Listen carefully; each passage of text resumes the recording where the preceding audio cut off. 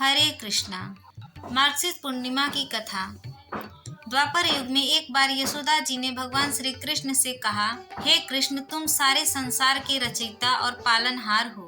आज कोई ऐसा उपाय मुझसे कहो जिसे करने से स्त्रियों को सुख और सौभाग्य की प्राप्ति हो और उनकी सभी मनोकामनाएं भी पूर्ण हो जाए। तब श्री कृष्ण कहने लगे, हे माते, मैं आपको एक उपाय विस्तार पूर्वक बताता हूँ। सौभाग्य की प्राप्ति के लिए सभी स्त्रियों को मार्गशीर्ष पूर्णिमा का यह व्रत अवश्य ही करना चाहिए। श्री कृष्ण ने कहा कि इस धरती पर एक राजा चंद्रहास की अनेक प्रकार के रत्नों से परिपूर्ण कार्तिका नाम की नगरी थी।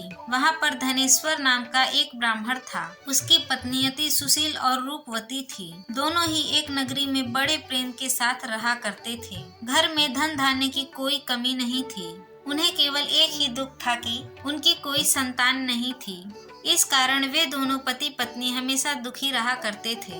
एक समय एक तपस्वी उस नगरी में आया। वह तपस्वी उस ब्राह्मण के घर को छोड़कर अन्य घरों में भिक्षा लेकर भोजन किया करता था। एक दिन हमेशा की तरह वह तपस्वी भिक्षा में मिले हुए अन्न को प्रेम पूर्वक खा रहा था कि धनेश्वर ने योगी का यह सब काम देख लिया। धनेश्वर योगी के पास आया और हाथ जोड़कर कहने लगा, महात्मन, आप सभी घरों से भिक्षा लेते हैं, परंतु मेरे घर की भिक्षा आप कभी नहीं लेते। इसका क्या कारण है? तब योगी महाराज ने कहा कि निसंतान के घरों की भीख पतितों के अन्न के समान होती है और जो पतित अर्थात पापियों का अन्न खाता है वह खुद भी पापी हो जाता है। क्योंकि तुम निसंतान हो, इसीलिए पतित हो जाने के भय से मैं तुम्हारे घर की भिक्षा नहीं लेता हूँ। धनेश्वर ये बात सुनकर अपने मन में बहुत दुखी हुआ। हाथ जोड़कर योगी महाराज के पैरों में गिर पड़ा और कहने लगा, महाराज, अगर ऐसा है तो आप ही मुझे पुत्र प्राप्ति का कोई उपाय बताइए। आप तो सर्वज्ञ हैं, मुझ पर अवश्य ही कृपा कीजिए।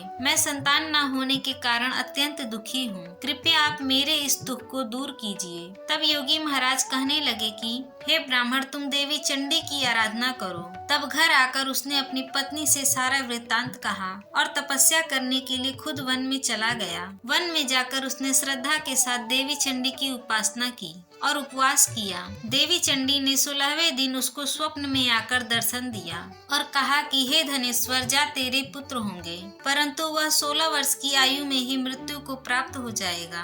अगर तुम दोनों पति पत्नी मिलकर मार्गशीर्ष पूर्णिमा सहित 32 पूर्णमासियों का व्रत विधि पूर्वक करोगे तो तुम्हारा पुत्र दीर्घायु होगा। प्रातः काल होने पर इसी स्थान के पास ही तुम्हें एक आम का वृक्ष दिखाई देगा। उस पर चढ़कर एक फल तोड़कर तुम जल्दी से अपने घर को चले जाना और अपनी पत्नी को वह फल खिला देना। ऋतु स्नान के बाद वह स्वच्छ होकर शंकर जी और श्री विष्णु जी का ध्यान करके उस फल को खा लेगी। तब भगवान की कृपा से उसे गर्भ ठहर जाएगा।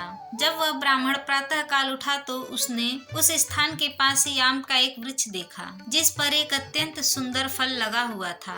धनेश्वर उस वृक्ष पर चढ़ गया और उसने वह फल तोड़कर अपनी पत्नी को लाकर दे दिया। उसकी पत्नी ने अपनी पति के कहे अनुसार उस फल को खा लिया और वह गर्भवती हो गई। देवी की असीम कृपा से उसे 9 महीने बाद एक सुंदर पुत्र प्राप्त हुआ जिसका नाम उन्होंने देवी दास रखा।